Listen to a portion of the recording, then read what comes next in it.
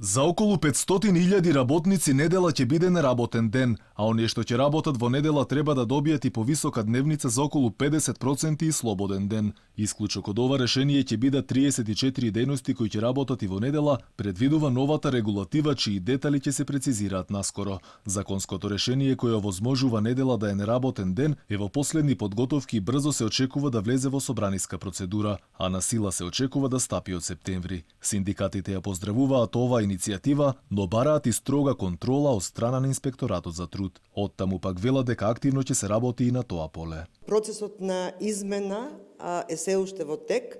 Измената ја работи Министерство за труд и социјална политика, нормално во комуникација, во координација со социјалните партнери. Се уште не е конечен предлогот и затоа не можам да кажам во однос на тоа што ќе регулира тој член од Законот за работни односи.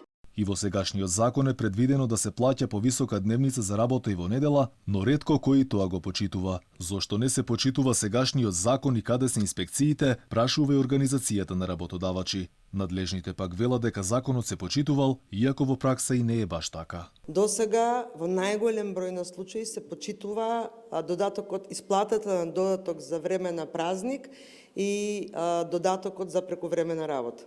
Мал е бројот на работодавачи кои што не го почитуваат оваа право, а се поголем е бројот на работодавачи кои што почитуваат правото на додаток за плата за прековремена работа и додаток на плата за работа за време на државен празник. Според планот, во недела ќе работат бензинските пумпи, трговијата со струја, секој вид на транспорт, угостителите, музеите, болниците, телекомуникацијскиот сектор, потоа пожарникарите, погребалните услуги, комуналните дејности, музеите, зоолошките градини, но и ред други кои во овој период ќе се дефинираат. Инаку Државниот инспекторат за труд ќе врши контрола на терен. Фирмата која нема да го почитува новиот закон за работни односи ќе добие клуч на врата до 30 дена, а газдата ќе биде удрен по джеп.